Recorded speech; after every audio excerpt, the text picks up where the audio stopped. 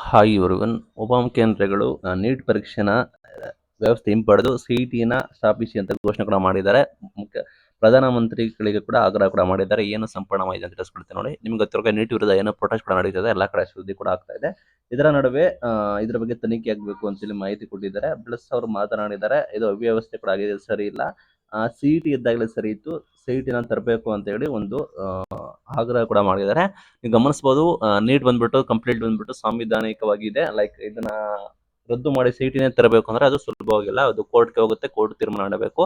ನ್ಯಾಯಾಲಯ ಯಾವ ರೀತಿ ಮಾಡುತ್ತೆ ಗೊತ್ತಿಲ್ಲ. ತಮಿಳುನಾಡು ಕೂಡ ಇದೇ ರೀತಿ ಇಶ್ಯೂ ಕೂಡ ಆಗಿದೆ, ಬಟ್ ಅಲ್ಲೂ ಕೂಡ ಆಗಿಲ್ಲ. ಬಿಕಾಸ್ ಯಾಕೆಂದ್ರೆ ಅಂಟಿಲ್ ಬಂದ್ಬಿಟ್ಟು ನ್ಯಾಯಾಲಯಕ್ಕೆ ಹೋಗಿ ನ್ಯಾಯಾಲಯ ತೀರ್ಮಾನ ಮಾಡಿರೋ ನಂತರ ಈ ರೀತಿ ಸುದ್ದಿವಾಗಿದೆ. ನೀಟ್ ಪರೀಕ್ಷೆ ವ್ಯವಸ್ಥೆ ಹಿಂಪಡೆದು ಬಂದ್ಬಿಟ್ಟು ಸಿಟಿನ ಸ್ಥಾಪನೆ ಮಾಡಿ ವರ್ಷ ಈ ರೀತಿ ಲೀಕ್ ಕೂಡ ಆಗುತ್ತೆ.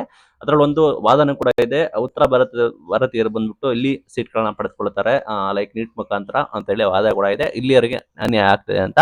ಬಿಕಾಸ್ ಆಲ್ರೆಡಿ ಮೆಡಿಕಲ್ ಹಬ್ ಆಗಿದೆ ಕರ್ನಾಟಕ. ನಿಮಗೆ ಗೊತ್ತಿರೋ ಹಾಗೆ ಇಡೀ ದೇಶದಲ್ಲಿ ಅತಿ ಹೆಚ್ಚು ಸಿಟಿ ಇರೋದಿಲ್ಲ ಅಂದ್ರೆ ನಮ್ಮ ಕರ್ನಾಟಕದಲ್ಲಿ ಬಂದ್ಬಿಟ್ಟು ನೀಟ್ದು. ಹಾಗಾಗಿ ಒಂದು ವಾದ ಬರ್ತಾ ಇದೆ, ನೀಟ್ನ ರದ್ದು ಮಾಡಿ ಸಿಟಿ ಸ್ಥಾಪನೆ ಮಾಡಿ ಅಂತ ಹೇಳಿ ಮಾನ್ಯ ಡಾಕ್ಟರ್ ಜಿ ಪರಮೇಶ್ವರ್ ಅವರು ಮನವಿ ಕೊಟ್ಟಿದ್ದಾರೆ. ಇದು ಬದಿಗಿಡೋಣ, ಇದು ಸದ್ಯಕ್ಕೆ ಆಗೋ ವಿಷಯ ಅಲ್ಲ, ಆದ್ರೆ ನೆಕ್ಸ್ಟ್ ಆಗ್ಬೋದು. ಈಗ ನೀವು ನಿಮ್ಮ ಕೌನ್ಸಿಲಿಂಗ್ ರಿಲೇಟೆಡ್ ನಿಮ್ಮ ನೀಟ್ಗೆ ತಯಾರಿ ಮಾಡೋರು ಅದಕ್ಕೆ ತಯಾರಿ ಮಾಡ್ಕೊಳ್ಳಿ. KCT ನೀಟ್ಗೆ ಆಸ್ ಯೂಶುವಲ್ ನಿಮಗೆ ಗೊತ್ತಿರೋ ರಿಸಲ್ಟ್ ಎಲ್ಲ ಬಂತು. ಇನ್ನೇನು ನಿಮಗೆ ಸ್ಟೇಟ್ ಕೋಟಾದಡಿ ನಿಮಗೆ KE ಬಂದ್ಬಿಟ್ಟು ಅನೌನ್ಸ್ಮೆಂಟ್ ಕೂಡ ಮಾಡ್ತೀವಿ ಅಂತೇಳಿ ಘೋಷಣೆ ಕೂಡ ಮಾಡಿದೆ.